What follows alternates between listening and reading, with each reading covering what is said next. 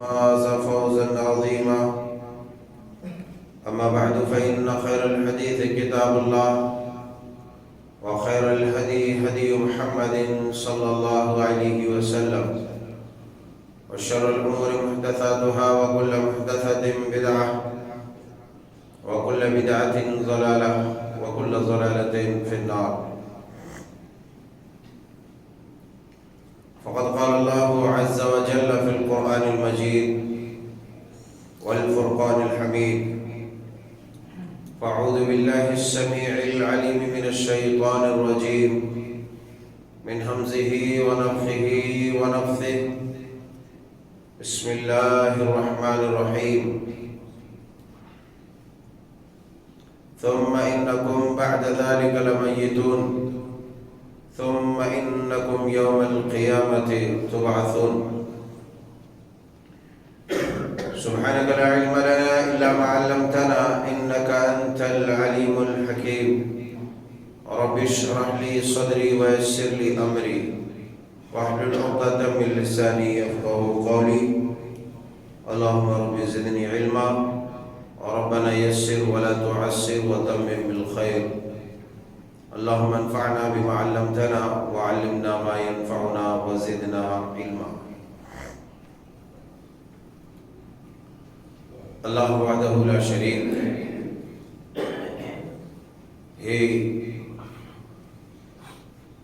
اکیلے تنہا قابل عبادت اور لائق اطاعت ہے. اسی کے لیے حمد و ثنا، بزرگی و برتری خاص ہے. فللہ الحمد ولہ الشکر، سبحان اللہ و بحمدہ، سبحان اللہ العظیم. احباب گرامی، خواتین ملت اسلامیہ، سلسلہ موضوع جو چل رہا تھا اس کو اس جمعہ میں ہم نے روکا ہے، اس لیے کہ آج شعبان کی 10 تاریخ ہے، اور اس ضمن میں بہت دنوں سے باتیں نہیں آئی تھی. واقعہ اور حالات کی مناسبت سے ضروری یہ بنتا ہے کہ جو سیزن، جو موسم جس برائی کا ہو، اس کی وضاحت، اس کی تردید بھرپور انداز میں کی جائے. چونکہ شعبان رمضان سے قبل کا، پہلے کا یہ مہینہ ہے، اس لحاظ سے بھی یہ عمدہ اور اچھا ہے، اور اس لحاظ سے بھی کہ رسول اللہ صلی اللہ علیہ وسلم کا عمل صیام، روزے کا عمل دوسرے ایام اور دوسرے مہینوں کی بنسبت اس مہینے میں آپ کثرت سے روزہ رکھا کرتے تھے. روزہ اپنی جگہ پر ایک بڑی عبادت ہے، اور یہ بات ذہن نشین رہے کہ چاہے جتنی بڑی عبادت ہو، چاہے جتنی بڑی عبادت ہو، جتنی اچھی عبادت ہو، اگر بے موقع، بے محل اسے کیا جائے، سنت مصطفیٰ صلی اللہ علیہ وسلم سے ہٹ کر کیا جائے، تو اس کے لیے وہ ضرر رسا، نقصان دہ اور مضر ہوتا ہے.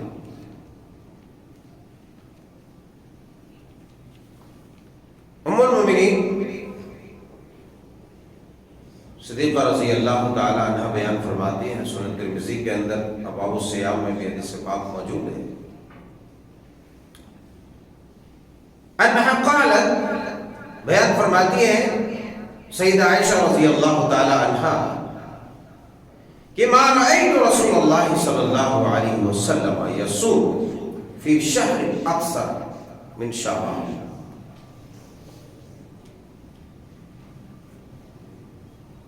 کہ رسول اللہ صلی اللہ علیہ وسلم کو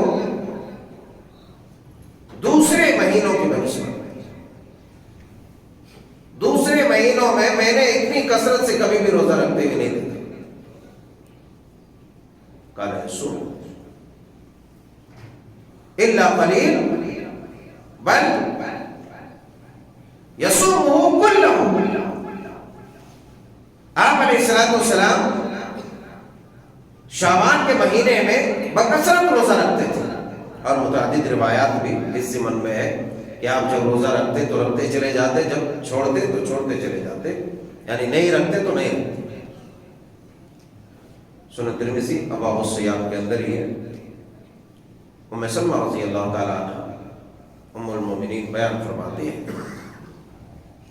کہ ما رأيت رسول اللہ صلی اللہ علیہ وسلم یصوم شہرین متتابعین الا شعبان و رمضان. کہ میں نے رسول اللہ صلی اللہ علیہ وسلم کو ان 2 مہینوں کے علاوہ کبھی بھی لگاتار 2 مہینوں کے روزے رکھتے ہوئے ہم نے نہیں دیکھے.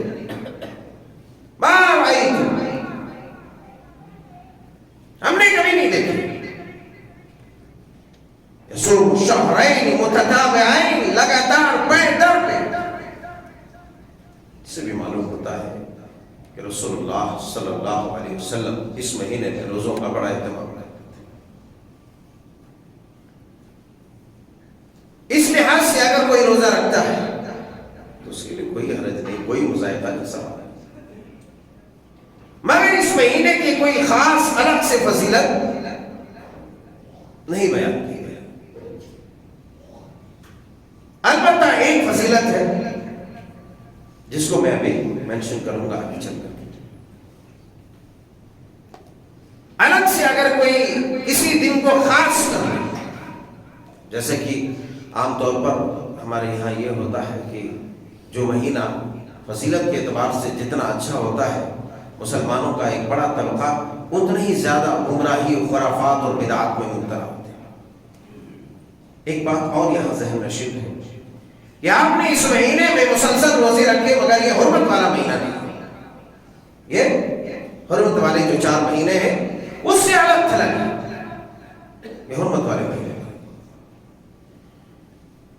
البتہ آپ علیہ السلام نے اس مہینے میں روزوں کا کثرت سے اہتمام کیا, لہذا کرنا چاہیے. البتہ آپ نے یہ بھی تلقین کی کہ اس مہینے کے اواخر میں, آخر میں آدمی روزوں کا اہتمام کرتے ہیں. کیوں؟ اس کی وجہ, علت, سبب آپ نے بتلائی ہے کہ کہیں ایسا نہ ہو کہ اس مہینے میں نفلی روزہ رکھتے رکھتے آدمی تھک جائے, کمزور ہو جائے, اور پھر آخرکار رمضان کا جو فرض روزہ ہے اس روزے میں وہ کمزوری کے باعث روزے کا اہتمام نہ کر سکے, تو اس کے لیے خسارہ ہے, اس کے لیے خسارہ ہے. تو اس مہینے میں اگر کوئی اہتمام کرتا ہے تو کوئی حرج نہیں. البتہ اگر رسول اللہ صلی اللہ علیہ وسلم کے طریقے سے ہٹ کر کے کوئی کرتا ہے, اور ہم نے بارہا یہ دیکھا ہے کہ ہمارے پاس یہی ہوتا ہے کہ آدمی جس قدر مہینہ تقدس کے اعتبار سے زیادہ مقدس ہوتا ہے, یا اس مہینے کی کچھ خصوصیات اور فضیلتیں ہوتی ہے, تو لوگ کیا کرتے ہیں, اس مہینے میں کثرت سے بدعت ایجاد کرتے اور بدعت کا جو ہے عمل کرتے رہتے ہیں. ایسا عمل جس کا تعلق رسول اللہ صلی اللہ علیہ وسلم سے, ایسے عمل انجام دو جس کا تعلق رسول اللہ صلی اللہ علیہ وسلم سے. مثلا اس مہینے شعبان کی 15 تاریخ کو جو لوگ اہتمام کرتے ہیں, روزے کا اہتمام کرتے ہیں, قیام اللیل کا اہتمام کرتے ہیں, راتوں کو جاگنے کا اہتمام کرتے ہیں, وغیرہ وغیرہ, بڑی کثرت سے قبرستانوں کی زیارت کا خصوصی اہتمام ہوتا ہے. قبرستانوں میں جو ہے لائٹنگ اور چراغاں ہوتا ہے. اسی طریقے سے انواع و اقسام کے جو ہے پکوان پکتے ہیں کھانے پینے کے. تو یہ تمام کے تمام چیزیں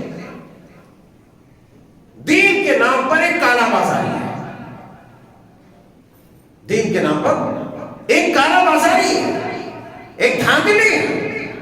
کھاؤ، کھانے کا منع نہیں ہے، جو جب کھانا ہے کھاؤ، منع نہیں ہے۔ کہیں یہ نہیں کہا کہ بھئی اذان ہوتے ہوئے نہیں کھانا، کہیں یہ نہیں کہا سوال کے وقت نہیں کھانا، کہیں یہ نہیں کہا سورج نکلتے وقت نہیں کھانا، ڈوبتے وقت نہیں کھانا، رات کو 12 بجے نہیں کھانا، 1 بجے نہیں کھانا، 3 بجے نہیں کھانا۔ کھاؤ، جب جو چیز چاہے کھاؤ اپنی حیثیت پر، مگر لوگوں کو الو بنا کر کے، ایڑے بنا کے، پیڑے کھلا کے خود جو ہے ملائی کھواؤ اور کھا جاؤ۔ دین کے نام پہ دھاندلی مت کرو۔ حلوہ کھانا ہے، پوری کھانا ہے، کھیر کھانا ہے، ضرورت کیا ہے کسی کے نام کی طرف نسبت کرنے کی؟ کھانا ہے کھا لو، ضروری نہیں ہے کہ اب تم شیخ عبد القادر جیلانی بغدادی رحمۃ اللہ علیہ کا نام دو اور وہی کھاؤ، پھر تو یہ ہو گیا کہ ان کے نام پہ وہ چڑھاوا ہو گیا، غیر اللہ کے نام پہ تم کر رہے ہو۔ یا حلوے پکتے ہیں، کبھی یہ کہا جاتا ہے کہ رسول اللہ صلی اللہ علیہ وسلم کے دندان مبارک شہید ہو اس لیے ہم کھاتے ہیں، کبھی یہ کہا جاتا ہے کہ روحیں واپس آتی ہیں اس لیے ہم انواع اقسام کے جو ہے بنا کر کے رکھتے ہیں اور کھاتے ہیں، کھلاتے ہیں۔ تو شریعت وہی ہے جو قرآن و سنت میں بتلا دیا گیا، اور یہ بات سمجھ میں نہیں آتی ہے کہ اس قدر سائنس اور ٹیکنالوجی کا زمانہ ہے کہ ہر چیز کو پرکھا جا سکتا ہے، ہر چیز کو جانچا جا سکتا ہے۔ اتنے عقل مند لوگ موجود ہیں جس کو اپنی عقل مندی پر ناز ہے، اس کے باوجود بھی کامن چیزیں سمجھ میں نہیں آتی کہ آخر دین میں اس قدر دھاندلیاں کیسے ہو سکتی ہیں؟ کئی عبادت کے نام پہ لوگوں کو گمراہ کر کے جو ہے تھکا رہا ہے، کئی کھانے کھلانے کے نام پہ لوٹ رہا ہے اور کھا رہا ہے اور کھلا رہا ہے۔ کھاؤ، کون منع کر رہا ہے؟ تھکو، کون منع کر رہا ہے؟ کھانے پلانے پر تو بات کریں گے، مگر پہلے یہ دیکھیں گے کہ یہ تو روزے کا ہم نے تذکرہ کر دیا، میں تفصیل میں نہیں جاؤں گا، سیدھا ایک بات بیچ میں لا کر کے سمجھانے کی کوشش کروں گا کہ یہ جو روزوں کا سلسلہ ہے ہمارے پاس کیا ہوتا ہے کہ 15 شعبان کو روزہ رکھتے ہیں، نصف شعبان کو روزہ رکھتے ہیں، باقی یہ پورے ایک سے لے کر کے وہاں تک چھوڑ دیں۔ اگر تمہیں سنت پر عمل کرنا ہے، رسول اللہ صلی اللہ علیہ وسلم کی پیروی کرنا ہے، اتباع کرنا ہے، تو آپ علیہ الصلوۃ والسلام کی پیروی میں، آپ کی سنت میں روزہ رکھو جس قدر رکھ سکتے ہیں۔ یہ بھی زور زبردستی نہیں کہ ہر روز لگاتار رکھتے جاؤ، رکھ سکتے ہو رکھو، مگر یہ ایک خاص کر دینا کہ 15 تاریخ ہی کو رکھنا ہے، نصف شعبان ہی کو رکھنا ہے، یہ پھر شریعت بلاؤ نہیں کرے گی۔ کیوں؟ اس لیے کہ آپ علیہ الصلوۃ والسلام نے جو روزوں کا اہتمام کیا، یا تو روزے چھوڑے یا تو روزے رکھے، اگر رکھے تو لگاتار رکھے۔ آپ نے آپ کی زوجہ مبارکہ مطہرہ ام المومنین سیدہ ام سلمہ رضی اللہ تعالی عنہ کی حدیث پاک روایت جو کی ہے، میں نے ابھی سنن ترمذی کی روایت آپ کے سامنے رکھی، جس میں آپ نے بیان فرمایا کہ رسول اللہ صلی اللہ علیہ وسلم رمضان اور شعبان 2 مہینے کے لگاتار روزے رکھتے تھے۔ آپ میں سقت ہے، قوت ہے، طاقت ہے، آپ رکھیے، کوئی پکڑ نہیں، آپ رکھیے۔ مگر نبی نے، نہ صحابہ نے، نہ تابعین نے، نہ محدثین نے، کسی نے بھی جو دین کے صحیح پیروکار اور پرچارک تھے، دین کو جو صحیح طریقے سے لانے والے، لوگوں تک پہنچانے والے تھے، ان سے کہیں اس طرح کی کوئی بات ہے ہی نہیں۔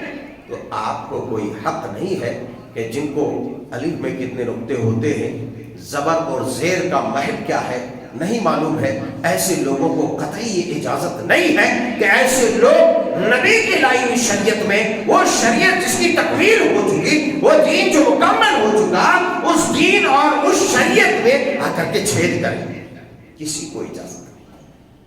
اگر کوئی کرتا ہے تو من عمل عملا لیس علیہ امرنا فہو رد، جس آدمی نے ایسا کوئی عمل کیا، سیدہ کائنات بیان فرماتی کہ رسول اللہ صلی اللہ علیہ وسلم نے ارشاد فرمایا کہ کہ جس آدمی نے ایسا کوئی عمل کیا جس عمل کا تعلق سرور کونین علیہ الصلوۃ والتسلیم سے نہیں ہے، ایسے لوگوں کا وہ عمل مردود ہے، ناقابل قبول ہے، منہ پہ مار دیے جانے والا وہ عمل ہے، قبول نہیں ہے۔ اب اگر شریعت میں کوئی عمل کرتا ہے، اس کی کہیں کوئی تعلیم نہیں ہے، اور بلکہ حدیث پاک میں صحیح مسلم شریف کی حدیث کئی بار میں نے حدیث رکھی کہ جس میں آپ علیہ الصلوۃ والسلام نے فرمایا لا تخصوا لیلۃ الجمعہ، لا تخصوا لیلۃ الجمعہ بقیام من اللیل، کہ جمعہ کی رات کو خاص نہ کرو، کس لیے؟ قیام کے لیے، قیام اللیل۔ اور جو راتیں ہیں، اب کوئی کہے کہ بھئی کل تو جمعہ ہے، تمام دنوں کے سردار ہیں، ہمیں کیا کرنا ہے، ہمیں زیادہ سے زیادہ ہم قیام اللیل کریں گے، اللہ راضی ہوگا، خوش ہوگا۔ آپ نے صاف صاف واضح کر دیا، قیام اللیل کرنا، راتوں کو جاگنا، نمازیں پڑھنا، لمبی لمبی قراتیں کرنا، دعائیں کرنا، استغفار کرنا، بھلا بتاؤ یہ کوئی غلط چیز ہے؟ کوئی غلط چیز نہیں، مگر سرور کونین علیہ الصلوۃ والسلام نے فرمایا لا تخصوا لیلۃ الجمعہ، جمعہ کی رات کو قیام کے لیے خاص نہ کرو، جمعہ کے دن کو روزے کے لیے خاص نہ کرو۔ ہاں اگر کوئی روزہ رکھتے ہوئے آتا ہے، کوئی بہت سارے لوگ نوافل رکھتے ہیں یا صوم داؤدی رکھتے ہیں، ایک دن رکھتے ہیں ایک دن چھوڑتے ہیں، محرم کا روزہ ہے یا کوئی اور روزہ ہے جو وہ رکھتے ہیں، تو اگر جمعہ کا دن اس میں آئے تو نو پرابلم، کوئی بات نہیں ہے۔ البتہ کوئی کہ نہیں جمعہ مبارک دن ہے، دنوں کا سردار ہے، ہم کل ہی روزہ رکھیں گے، زیادہ ثواب ملے گا، جوتے پڑیں گے ایسے لوگ، ثواب نہیں ملے گا، ثواب نہیں ملے گا، یہ مردود ہے، کیونکہ صاف صاف آپ نے بیان فرما دیا۔ ایک ہے کہ آپ روکتے نہیں تھے، ایک الگ بات ہی تھوڑی سی ہو سکتا ہے کہیں سے آج کل کے حرام خور مولویوں کی طرف گھما پھرا کر کے وہاں جو ہے کچھ شک نکال لے اور لوگوں کو بتا دے کہ نہیں یہ صحیح ہے، یہ صحیح ہے، یہ صحیح ہے۔ لیکن آپ نے صاف صاف منع فرما دیا، کسی چیز کی تخصیص جس چیز کی شریعت نے نہیں کی ہے، خاص جس چیز کو شریعت نے نہیں کیا ہے، آپ نہیں کر سکتے، صاف صاف، کیونکہ شریعت آپ کے باپ کی نہیں ہے، شریعت فاطمہ کے باپ کی ہے، شریعت جناب محمد رسول اللہ صلی اللہ علیہ وسلم کی ہے، شریعت اللہ کی دی ہوئی ہے، اور اللہ نے ساری طریقے بتا دی۔ تو آپ کون ہوتے ہیں؟ میں کون ہوتا ہوں یا کوئی اور مولوی کون ہوتا ہے؟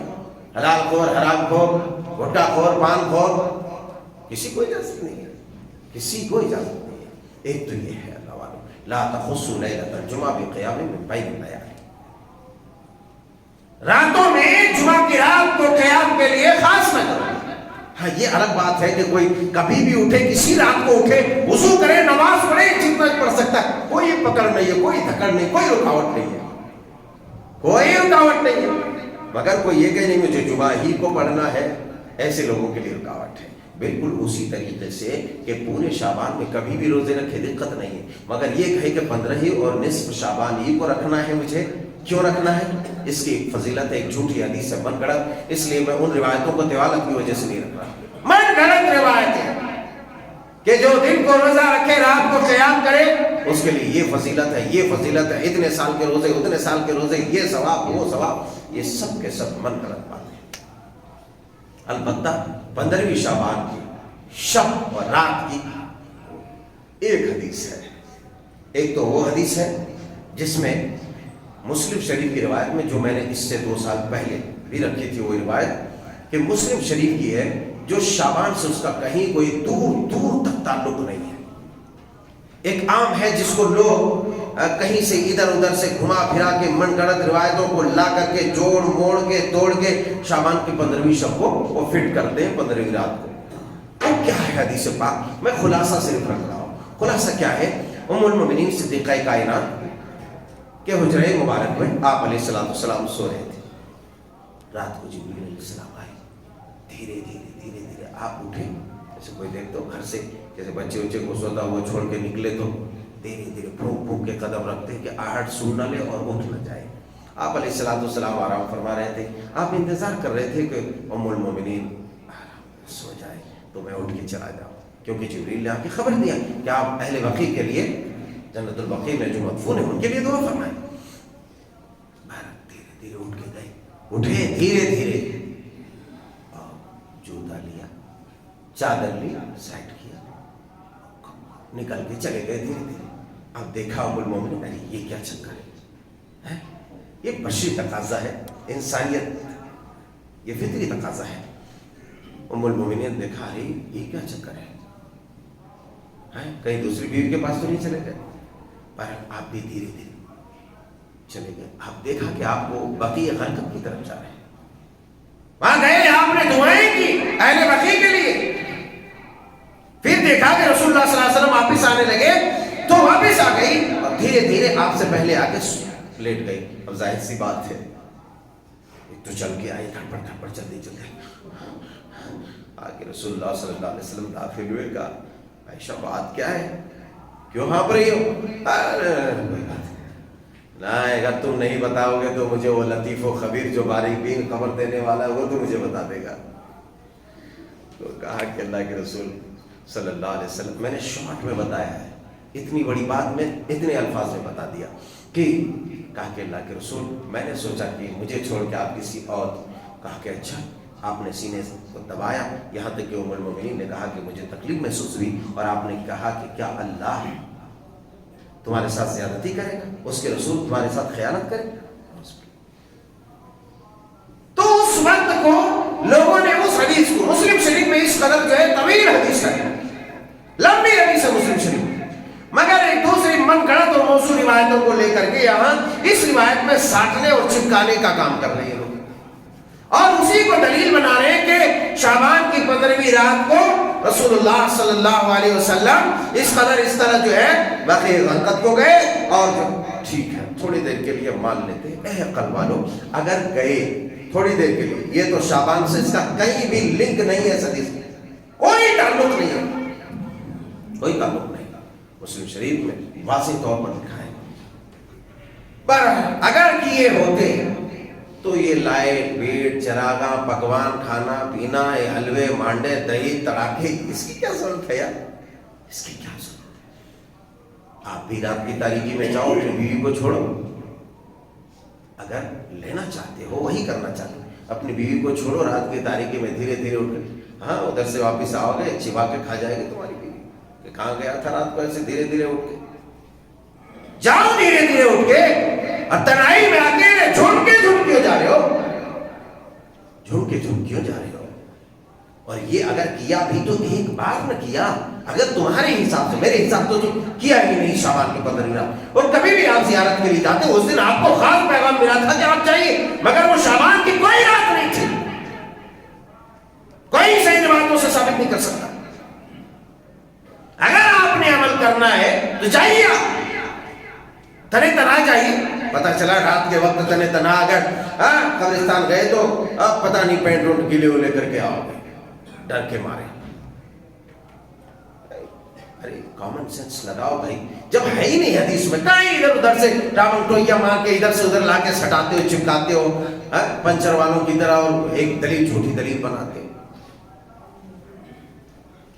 یہ کیوں ہے, کس لیے ہے, یاد اس بات کیا دیپاولی منا رہے, شریعت میں اس کی کوئی اجازت نہیں ہے. اگر نبی نے کیا بھی ہوتا اور تم کرنا چاہتے ہو تو جاؤ تنے تنہا قبرستان جا کے دعا کرو مرحومین کے لیے, مردوں کے لیے. مگر من صاحب یہ نہیں ہوتا, اس لیے کہ حدیث میں یہ صحیح ہے نا, صحیح حدیث میں ایسا ہے, صحیح حدیث میں ہے کہ آپ پورے مہینے روزے رکھتے ہیں. من صاحب یہ نہیں ہو سکتا, ایک دن روزہ رکھیں گے, کودیں گے, کھائیں گے, پیئیں گے, ناچیں گے, دنیا بھر کا شرابی کبابی اٹھ کر کے آئے گا, ایک دن کسی طرح جو ہے رات میں آ کر کے اللہ اکبر اور لمبی لمبی رکعتیں پڑھے گا. وہ سوچے گا کہ اب آنے والے جو ہے پورے ایک سال تک میں کچھ بھی کر لوں, کیا کر لوں, مجھے ضرورت کیا ہے. شریعت میں ایسی کئی دھاندلی نہیں ہے, خدا کی قسم. ایک انسان کبھی سجدہ نہ کرے, جوانی ہو, شرابی ہو, کبابی ہو, ایک دن آ کر کے, کسی بھی دن آ کر کے وہ رات کو قیام کر لے, عبادت کر لے, اور یہ کہے کہ آپ پورے ایک مہینہ ایک سال تک فری, ایسی کوئی شریعت نہیں ہے, نہ شریعت میں ایسی کوئی گنجائش نہیں, کوئی گنجائش نہیں. خدا کی قسم یہ دین کے نام میں دھاندلی ہے. جو قطعی دین میں برداشت نہیں کیا جا سکتا، جو صحیح حدیث شعبان کے 15ویں رات کے بارے میں جس کے اندر عموم ہے کہ طبرانی ابن حبان وغیرہ کے اندر حدیث بات جس کو امام البانی رحمۃ اللہ علیہ نے اس کی تصحیح کی ہے، اور متعدد روایتیں ہیں جس میں یہ فرمایا یطلع اللہ تبارک و تعالی الی خلقہ فی لیلۃ نصف شعبان۔ اللہ تبارک و تعالی اپنے تمام مخلوقات کو شعبان کی 15ویں رات کو اپنے مخلوقات کی طرف دیکھتا ہے، جھانکتا ہے۔ یطلع اللہ تبارک و تعالی الی خلقہ، جھانکتا ہے، پھر کیا کرتا ہے؟ فَيَغْفِرُ جَمِيعُ خَلْقِهِ إِلَّا لِمُشْرِكٍ أَوْ مُشَاهِدٍ۔ یہ حدیث پاک صحیح حدیثوں کی مطابقت بھی کرتی ہے کہ اللہ تبارک و تعالیٰ جھانکتا ہے۔ جھانکتا ہے کیا کرتا ہے؟ جھانکتا ہے تو تمام مخلوقات کو، تمام لوگوں کو معاف کر دیتا ہے۔ کن لوگوں کو؟ جو مشرک نہیں ہوتا۔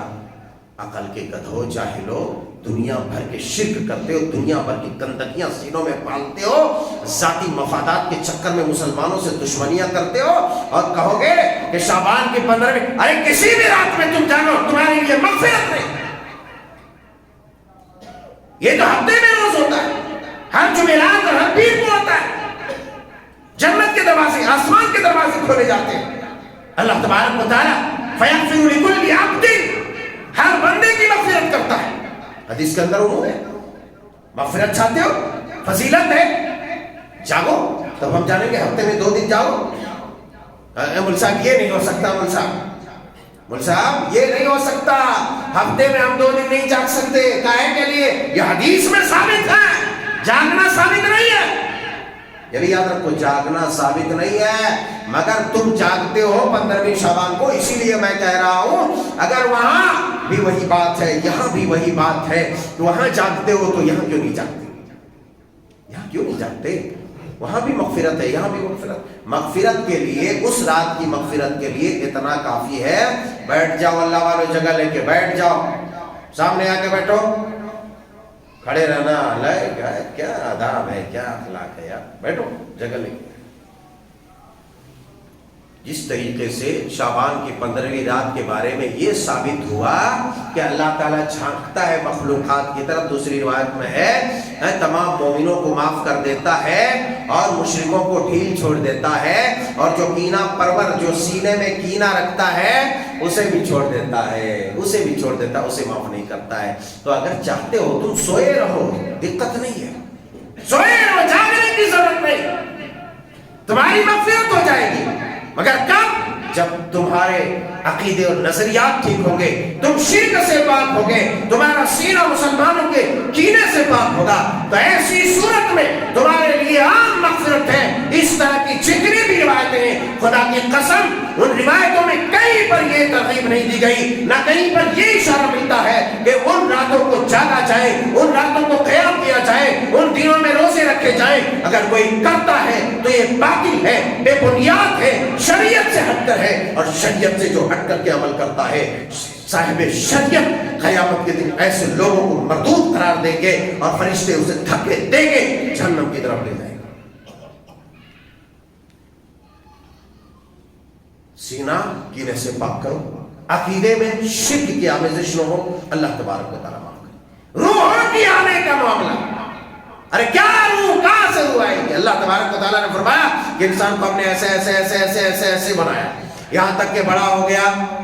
ثم انکم بعد ذلک لمیتون، ثم انکم بعد ذلک لمیتون۔ اے انسانوں، جب تم کو ہم نے اس طرح پیدا کیا، اب پھر اس کے بعد تم مر جاؤ گے۔ مرتے ہیں نا آدمی پیدا ہونے کے بعد، مرنے کے لیے یہ پیدا ہوتا ہے۔ یہ الگ بات ہے کہ ہم سوچ رہے کہ بھائی ہم مرنے والے نہیں ہیں، اور دریدہ ذہنی کے ساتھ اور جو ہے بے باکی کے ساتھ گناہ پر گناہ کیے جاتے ہیں۔ یہ ہماری اور آپ کی مجبوری ہے، اور ہماری اور آپ کی جو ہے کم سوچ ہے، چھوٹی اور گھٹیا سوچ ہے، ورنہ ہر آدمی مرنے والا ہے، بہت مرنا ہے۔ بہرحال تو فرمایا کہ ثم انکم بعد ذلک لمیتون، یہ قرآن کی آیت ہے، سورہ مومنون کی آیت ہے، کوئی علم غلم بات نہیں کر رہا. کہا کہ پھر اس کے بعد تم مر ہی جاؤ گے، مرنے والے ہو.